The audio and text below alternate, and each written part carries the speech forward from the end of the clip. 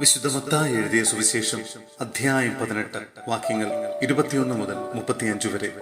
നിർദ്ധയനായ വൃദ്ധന്റെ ഉപമ.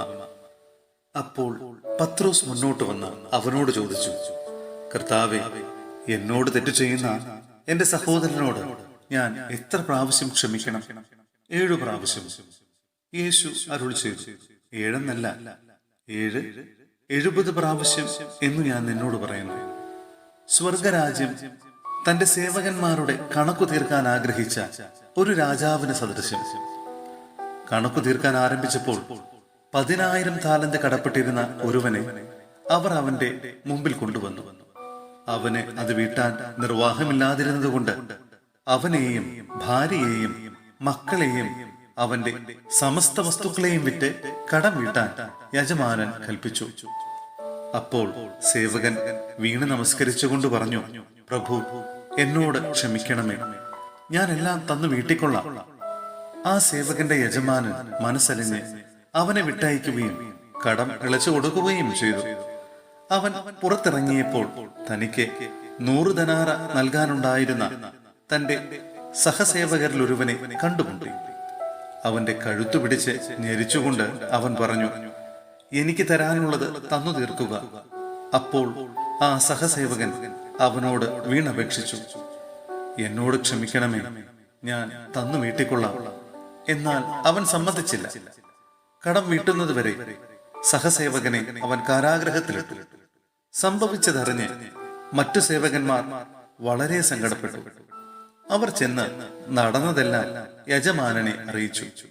യജമാനൻ അവനെ വിളിച്ചു പറഞ്ഞു, ദുഷ്ടനായ സേവക, നീ എന്നോട് കേണപേക്ഷിച്ചതുകൊണ്ട് നിന്റെ കടമെല്ലാം ഞാൻ ഇളച്ചു തന്നു. ഞാൻ നിന്നോട് കരുണ കാണിച്ചതുപോലെ നീയും നിന്റെ സഹസേവകനോട് കരുണ കാണിക്കേണ്ടതായിരുന്നില്ലേ?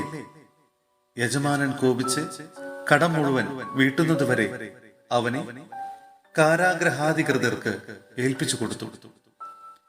നിങ്ങൾ സഹോദരനോട് ഹൃദയപൂർവം ക്ഷമിക്കുന്നില്ലെങ്കിൽ എന്റെ സ്വർഗസ്ഥനായ പിതാവ് നിങ്ങളോടും ഇതുപോലെ തന്നെ പ്രവർത്തിക്കും.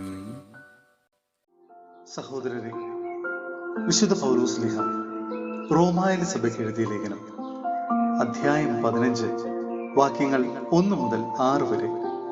സഹോദരരെ പ്രീതിപ്പെടുത്തുക. ഫലമുള്ളവരായ നാം ദുർബലരുടെ പോരായ്മകൾ സഹിക്കുകയാണ് വേണ്ടത്, നമ്മെ തന്നെ പ്രീതിപ്പെടുത്തുകയല്ല. നാം ഓരോരുത്തരും അയൽക്കാരന്റെ നന്മയെ ഉദ്ദേശിച്ച് അവന്റെ ഉത്കർഷത്തിനായി അവനെ പ്രീതിപ്പെടുത്തണം. എന്തെന്നാൽ ക്രിസ്തുവും തന്നെ തന്നെ പ്രീതിപ്പെടുത്തിയില്ല. ഇങ്ങനെ എഴുതപ്പെട്ടിരിക്കുന്നു, അങ്ങയെ അധിക്ഷേപിച്ചവരുടെ അധിക്ഷേപങ്ങൾ എന്റെ മേൽ പതിച്ചു. മുമ്പ് എഴുതപ്പെട്ടവയെല്ലാം നമ്മുടെ പ്രബോധനത്തിന് വേണ്ടിയാണ്. സ്ഥൈര്യത്താലും വിശുദ്ധ ലിഖിതങ്ങളിൽ നിന്ന് ലഭിക്കുന്ന സമാശ്വാസത്താലും നമുക്ക് പ്രത്യാശ ഉളവാക്കാൻ വേണ്ടി സ്ഥൈര്യവും സമാശ്വാസവും നൽകുന്ന ദൈവം പരസ്പര ഐക്യത്തിൽ യേശു ക്രിസ്തുവിനോട് ചേർന്ന് ജീവിക്കാൻ നിങ്ങളെ അനുഗ്രഹിക്കട്ടെ.